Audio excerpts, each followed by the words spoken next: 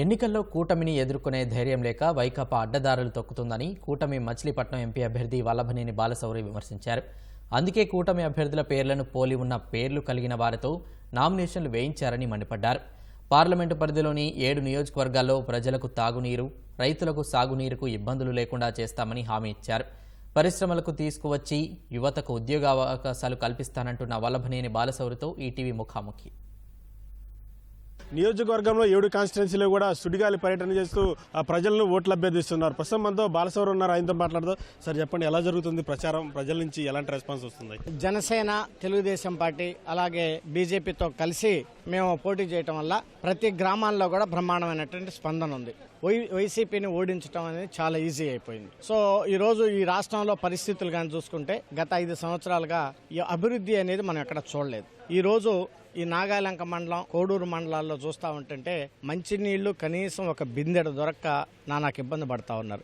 ట్యాంకర్ల ద్వారా వాళ్ళకి నీళ్లు సప్లై చేస్తూ ఉన్నాం. సో ఇలాంటి పరిస్థితి రాకుండా పక్కనే కృష్ణా నది వాటరు సముద్రంలో కలిసిపోతూ ఉంటుంది. ఆ వాటర్ని మన మచిలీపట్నం పార్లమెంటు నియోజకవర్గానికి ఎంత వాటర్ కావాలో మొత్తానికి తీసుకొచ్చి ప్రతి గ్రామానికి కూడా మంచినీళ్ళు ఇవ్వాలనేది మా మొదటి లక్ష్యం. రెండవది, కృష్ణా డెల్టా ఎప్పటి కూడా ఎండిపోకుండా ఉండాలంటే పోలవరాన్ని కంప్లీట్ చేసేసి 2 పంటలకి నీళ్లు అందించాలని ప్రధానమైనటువంటి ఉద్దేశం. మీరు గతంలో అధికార పార్టీలో ఉన్నారు, ప్రస్తుతం జనసేనకు వచ్చారు. మీరు పార్టీ మారంగానే కృష్ణా జిల్లా పార్లమెంట్ పరిధిలో వల్లభనేని బాలశౌరి ఎటువంటి అభివృద్ధి చేయలేదంటూ కూడా అధికార పక్షం విమర్శలు చేస్తుంది. బాలశౌరి మార్క్ ఏదంటే ఏం చెప్తారు? పోర్టుకి 4,000 కోట్ల రూపాయలు పవర్ ఫైనాన్స్ కార్పొరేషన్ తీసుకొచ్చి ఈరోజు పోర్టు విపరీతంగా అభివృద్ధి చెందుతుంది అంటే అందులో నా మార్కు ఉందని చెప్తాను. అదే రకంగా గుడివాడకి ముందు 2 రైల్వే గేట్లు ఉంటాయి. వర్షాకాలం కానీ ఎండాకాలంలో కానీ గేట్లు పడినప్పుడల్లా ప్రజలు ఇబ్బంది పడతా ఉన్నారు. ఇంక్లూడింగ్ ల్యాండ్ ఎక్విజిషన్తో సహా 2.75 కిలోమీటర్లు ఒకే ఫ్లైఓవర్ వేయటం కూడా అది నా మార్క్ అని చెప్తాను. అదే రకంగా మచిలీపట్నంలో ఈరోజు మెడికల్ కళాశాల వచ్చిందంటే కేంద్ర ప్రభుత్వం నుంచి ఏదైతే నిధులు రావాలో అవి తీసుకొచ్చి దాన్ని అభివృద్ధి చేయడంలో నా మార్క్ అని చెప్తాను. ఈరోజు అనేకమైన సిఎస్ఆర్ ఫండ్స్ తీసుకొచ్చి దాదాపు 40-50 కోట్ల రూపాయలు అనేక కమ్యూనిటీ హాల్స్, కళ్యాణ మండపాలు కట్టిస్తూ ఉన్నాం. మరి అగ్నికుల క్షత్రియుల కోసం దాదాపు 15 కోట్ల రూపాయలు సిఎస్ఆర్ ఫండ్స్ తీసుకొచ్చి వాళ్ళ యొక్క అభివృద్ధి కోసం చేసినటువంటిలో నా మార్క్ అని చెప్తాను.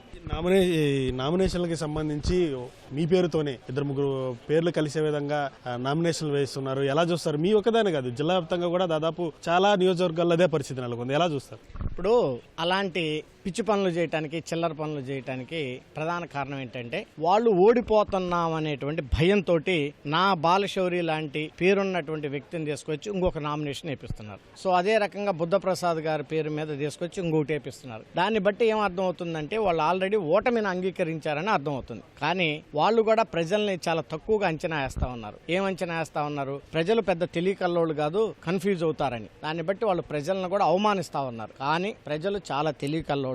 బాలశౌరి అనేటువంటి పేరు పక్కన ఏ గుర్తుందో వాళ్ళకి తెలుసు. అలాగే బుద్ధప్రసాద్ గారి పక్కన ఏ గుర్తుంటుందో వాళ్ళకి తెలుసు.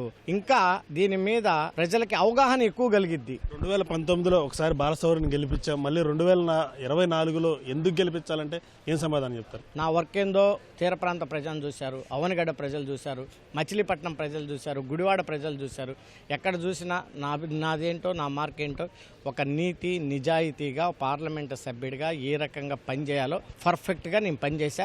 నేను ధైర్యంగా ఓటు అడిగేటువంటి రైట్ నాకుంది. ప్రజలు కూడా నన్ను ఆశీర్వదిస్తారు. రానున్న 5 సంవత్సరాల్లో మరలా వాళ్ళకి అనేక అభివృద్ధి కార్యక్రమాల్లో నేను పాల్పంచుకుంటాను. మరొకసారి బాలశౌరి ఎంపీగా ఎన్నికైతే 7 నియోజకవర్గాల్ని ఏ రకంగా డెవలప్ చేస్తారు సార్? మొట్టమొదటిది ప్రతి గ్రామానికి మంచినీళ్ళు ఇవ్వాలి. కృష్ణా డెల్టా రైతాంగం ఇది. పోలవరాన్ని కంప్లీట్ చేసి పోలవరం నుంచి 200 టీఎంసీని తీసుకొచ్చి కృష్ణాలో కలిపి 2 పంటలకి నీళ్ళు ఇవ్వాలి. సాగునీరు, త్రాగునీరు, రైతుల సంక్షేమం ప్రధాన లక్ష్యం. తర్వాత డెవలప్మెంట్ యాక్టివిటీస్, పోర్టు కంప్లీట్ చేసి అక్కడ ఉన్నటువంటి సాల్ట్ ల్యాండ్లో ఇండస్ట్రియల్గా డెవలప్ చేసి అక్కడ ఈ ప్రాంతంలో ఉన్నటువంటి నిరుద్యోగులకి ఉద్యోగ అవకాశాలు కల్పించాలి.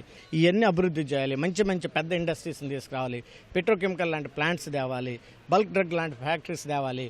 ఇవన్నీ రావడం ద్వారా ఒక ఇండస్ట్రీ హబ్గా తయారై కొన్ని వేల మందికి ఉద్యోగాలు వస్తాయి. మొత్తంగా 2019లో మచిలీపట్నం పార్లమెంట్ ప్రజలు తనకు అవకాశం కల్పించారని, ఆ అవకాశానికి అనుగుణంగానే 7 కాన్స్టిట్యున్సీలను కూడా పూర్తి స్థాయిలో అభివృద్ధి చేయడం జరిగింది. 2024లో తనకు మరొక అవకాశం కల్పిస్తారంటూ కూడా బాలశౌరి చెప్తున్నారు. కెమెరామెన్ ఎంఎస్ఎన్తో శ్రీనివాస్, ఈటీవీ న్యూస్, అవనిగడ్డ, కృష్ణా జిల్లా.